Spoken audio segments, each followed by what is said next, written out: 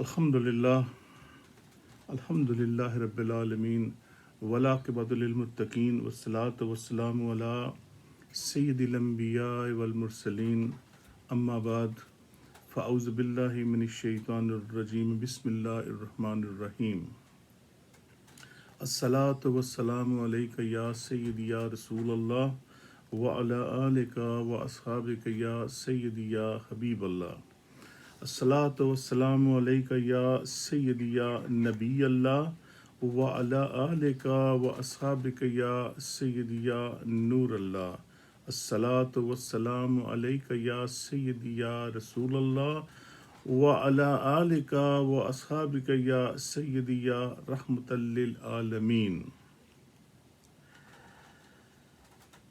قال اللہ تبارک و تعالی فی القرآن المجید والفرقان الحمید وما خلقت الجن والانس الا لیعبدون۔ صدق اللہ العظیم وصدق رسولہ النبی الکریم۔ ان اللہ وملائکتہ یصلون علی النبی یا ایہا الذین آمنوا صلوا علیہ وسلموا تسلیما کثیرا کثیرا۔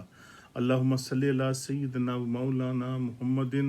واصحاب سیدنا و مولانا محمد وبارک وسلم وصلی علیہ جزا اللہ عنا محمد مہو اہلہ۔ تمام تعریفیں حمد و ثنا اللہ رب العزت کی ذات پاک کے لیے اور ہر طرح کا درود و سلام پیارے آقا صلی اللہ تعالیٰ علیہ وآلہ وسلم کی ذات مقدسہ کے لیے۔ اللہ رب العزت نے ہمیں ایک بار پھر یہ توفیق بخشی کہ ہم سب اکٹھے مل بیٹھ کر اللہ کا ذکر اذکار کریں، پیارے آقا صلی اللہ تعالیٰ علیہ وآلہ وسلم پر درود و سلام بھیجیں، اور کتنی ہی اچھی اور مقدس گھڑیاں ہیں جو کہ ہمیں اللہ رب العزت نے پھر ہمیں عطا فرمائیں۔ رمضان المبارک کی وہ مقدس گھڑیاں ہمارے پیر و مرشد حضرت خواجہ خواجگان حضرت خواجہ محمد معصوم رحمۃ اللہ تعالی علیہ اس مہینے میں اتنی تلقین ہم کو سب کو فرماتے تھے کہ اللہ رب العزت کی بندگی کرو اور ڈوب کر کرو اور اپنے جوش قلب سے کرو، اور پھر اس کے بعد اللہ رب العزت ان کے درجات بلند فرمائے اور ہم سب کی بے حساب مغفرت فرمائے۔ ہمارے خواجہ خواجگان حضرت خواجہ محبوب الہی داماتم برکاتم عالیہ نے ہمیں وہ تعلیمات دیں جو آپ رحمۃ اللہ تعالیٰ علیہ نے پیارے آقا صلی اللہ تعالیٰ علیہ وآلہ وسلم سے جو حاصل کی وہ ہمیں ڈسٹریبیوٹ کی، اور حضرت خواجہ خواجگان حضرت خواجہ محمود داماتم برکاتم عالیہ آپ نے ہی ہمیں اس راستے پر چلایا اور اس کافرستان میں ہم کو روانہ کیا، جس کی تائید حضرت ڈاکٹر محمد نصر اللہ داماتم برکاتم عالیہ بھی کریں گے، اور اس کے ساتھ ساتھ صوفی حارث اسلم بھی کریں گے کہ ہمارے پیر و مرشد نے ہمیں یہ تلقین فرمائی کہ ہم اس سلسلے کو لے کر آگے بڑھیں، اور یہ ہم سب کے لیے صدقہ جاریہ ہے۔ اور پھر اللہ رب العزت نے ہمیں کتنا بڑا احسان ہے کہ ہم سب کو امت محمدی میں پیدا فرمایا، اور پھر ہم سب کو اللہ کے ولیوں کے ساتھ منسلک کیا، اور ان کی تعلیمات، ان کی بہت ہی عمدہ اور golden words you can say کہ وہ ہم لوگوں تک پہنچا رہے ہیں۔ اور اللہ رب العزت سے یہی بار بار دعا ہے کہ اللہ رب العزت ہمیں اس پر استقامت عطا فرمائے اور ہم دین اسلام کے لیے اس کو لے کر چلتے ہی رہیں کہ جو ہماری آنے والی نسلیں ہیں وہ اس سے فیض یاب ہوں، اور جیسے ہم نبی پاک صلی اللہ تعالی علیہ وسلم کی محبت سے، آپ کے تعلیمات سے فیض یاب ہوئے ہیں، ہو رہے ہیں، پھر ہمارے پیر و مرشد نے ہمیں جو فیضیان دیے ہیں ہم اس سے فیض ہو رہے ہیں، اور ہم بھی اس کو آگے دیں تاکہ ہمارے بچے، ہمارے آنے والی نسلیں اس سے فیض یاب ہوں اور اس دین کو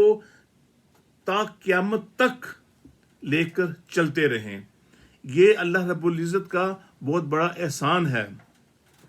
کیونکہ اللہ رب العزت نے ہم سب کو کسی مقصد کے لیے اس دنیا میں پیدا فرمایا ہے۔ بے مقصد، میں نے پہلے بھی ایک دو بیانوں میں یہی عرض کی تھی کہ اللہ رب العزت نے ہمیں بے مقصد کوئی پیدا نہیں کیا، کیونکہ اللہ رب العزت نے دنیا میں کوئی چیز بھی پیدا کی ہے، کچھ بھی پیدا کیا ہے، وہ کسی مقصد کے لیے ہے۔ اور جس طرح اللہ رب العزت قرآن پاک میں ارشاد فرماتا ہے وَمَا خَلَقْتُ الْجِنَّ وَالْإِنسَ إِلَّا لِيَعْبُدُونَ، کہ میں نے جن اور انسان اس لیے پیدا کیے، اس لیے بنائے کہ وہ میری بندگی کریں۔ اللہ تعالیٰ نے عالم دنیا کو وجود بخشا، اور جیسے حضرت خواجہ محمد نصر اللہ دمتم برکاتہ عالیہ نے احیاء العلوم سے کچھ اقتباسات لیے، اسی طرح میں نے بھی آج اپنے اس بیان میں کچھ چیزیں احیاء العلوم حضرت امام غزالی رحمۃ اللہ تعالی علیہ کی کچھ ایسی باتیں جو آپ نے اس میں بیان فرمائی وہ میں لوگوں تک پہنچاؤں۔ گو کہ یہ سلسلہ سیم ہے کہ اللہ رب العزت نے ہم سب کو، ہمارے اکابرین کو، ہمارے پیر و مرشد کو، ہمارے اللہ کے ولیوں کو یہ سب چیزیں بخشیں،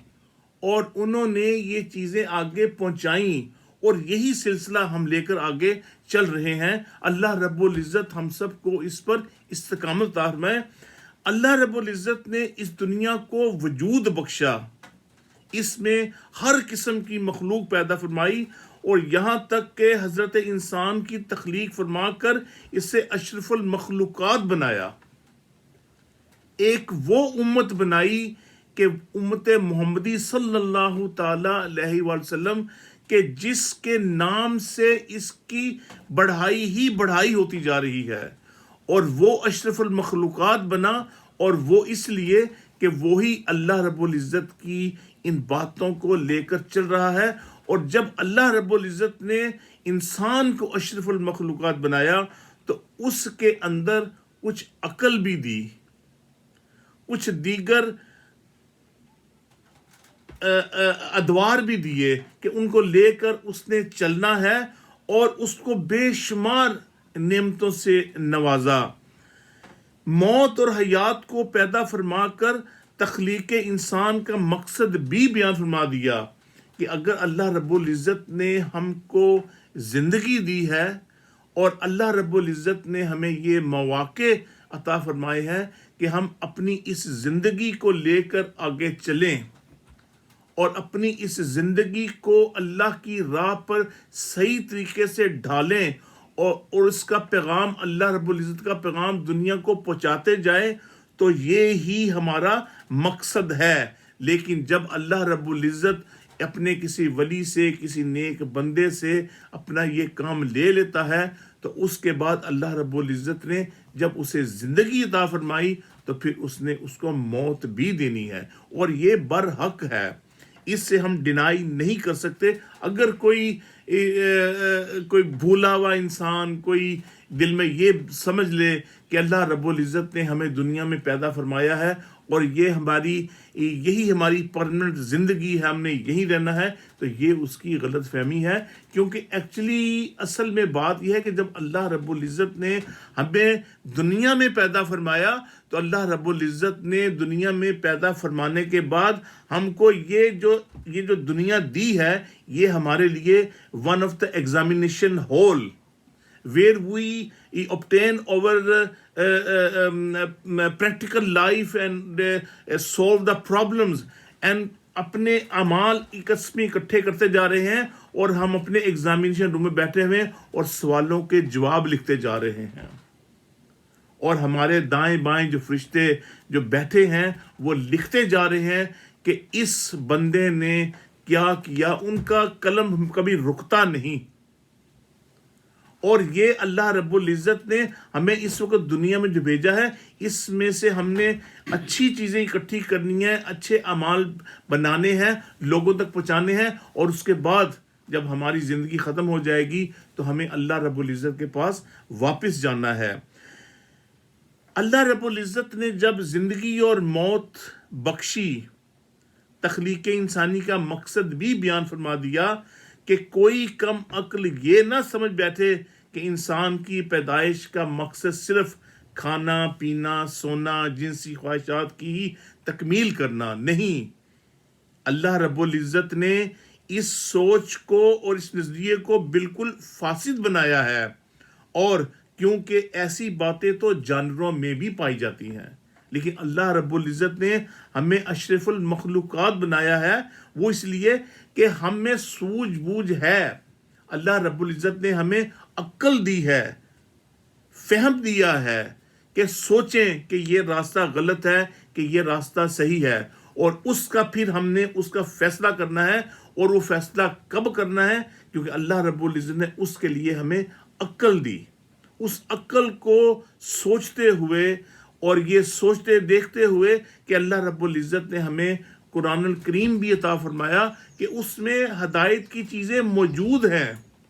اور ہم نے اس میں سے حاصل کرنی ہے، اور اس کے بعد ہم نے آگے چلنا ہے. اور اسی لیے اللہ رب العزت نے فرمایا ہے کہ میں نے جنوں اور انسان کو کسی مقصد کے لیے پیدا کیا ہے، بے مقصد پیدا نہیں کیا.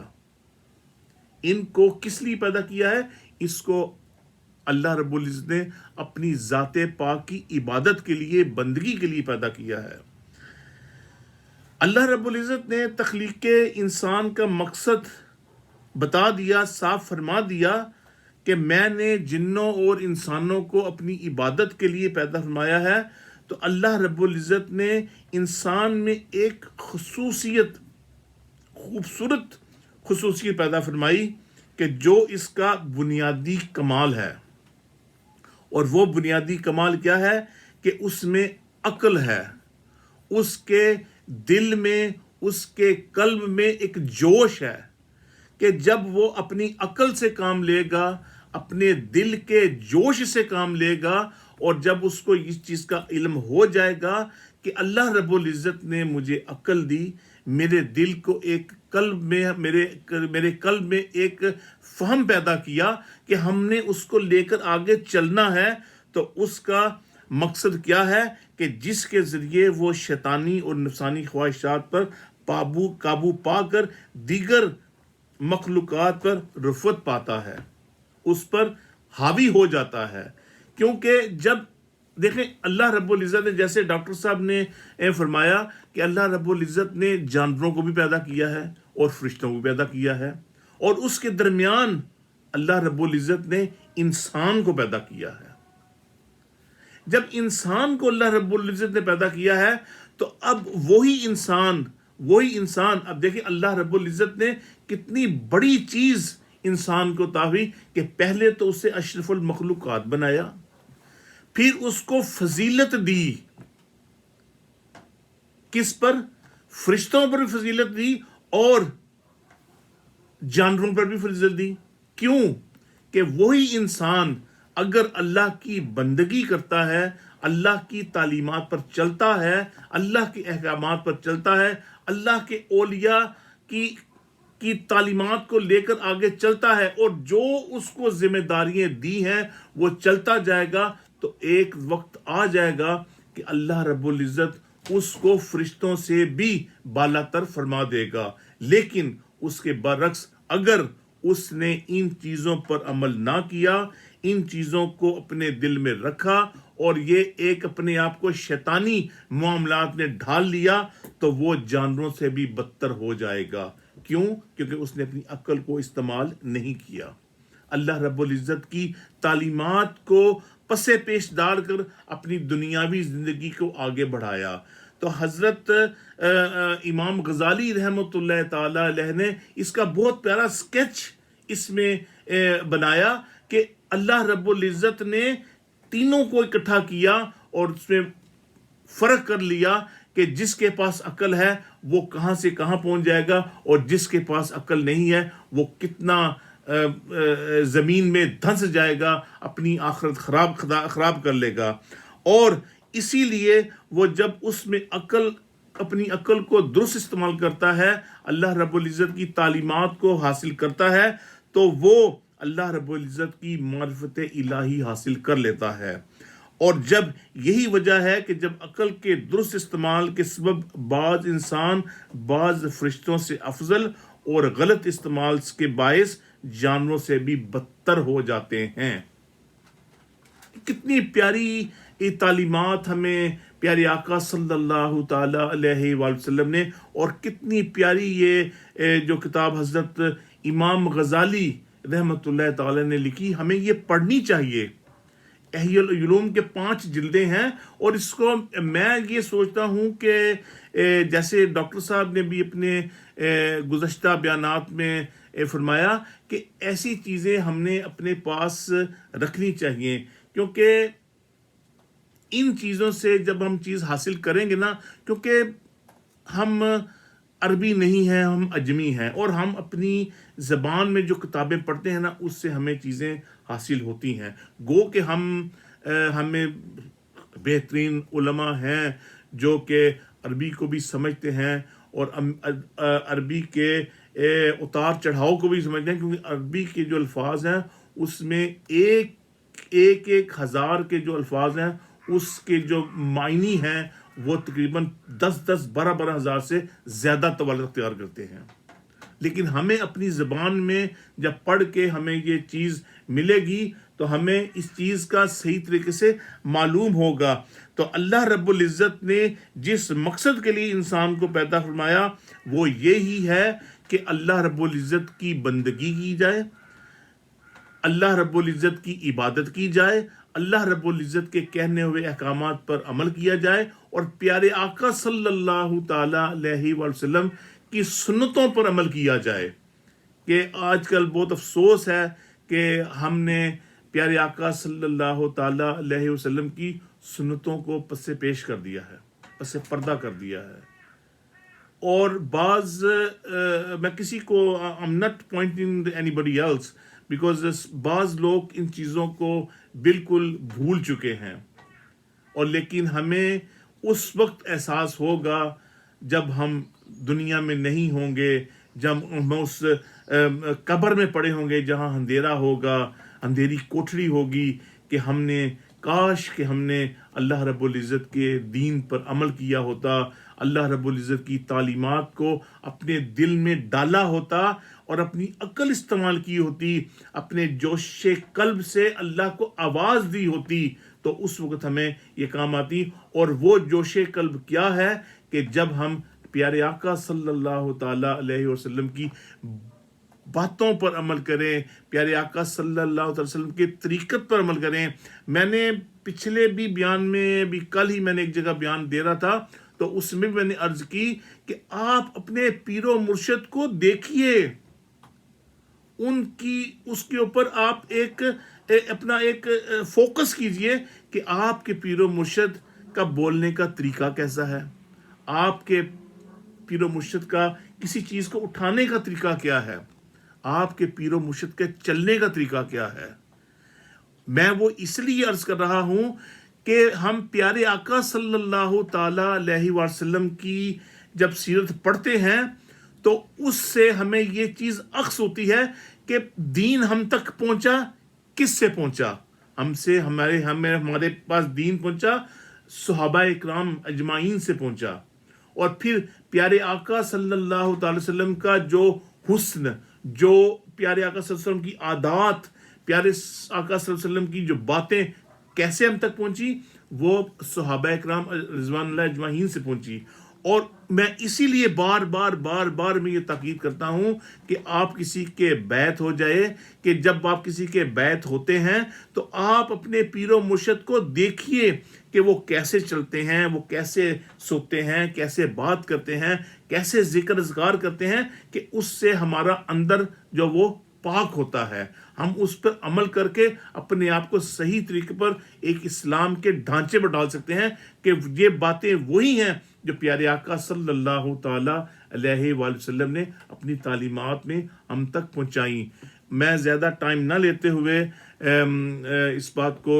ختم کروں گا کہ اللہ رب العزت ہمیں سن کر عمل کی توفیق عطا فرمائے، اور جو کچھ میں نے بیان کیا ہے مجھ سے اگر بھولے سے کسی قسم کی کوئی غلطی ہو گئی ہو تو میں اللہ رب العزت معافی کا طلبگار ہوں کہ اللہ رب العزت مجھے معاف فرما دے. اور اگر میں نے یہ باتیں کو صحیح کی ہیں، کسی کے دل پر لگ گئی ہے، تو اللہ رب العزت اس میں برکت عطا فرمائے کہ وہ ہمارے کسی کام آ جائیں. وآخر دعوانا ان الحمد للہ رب العالمین.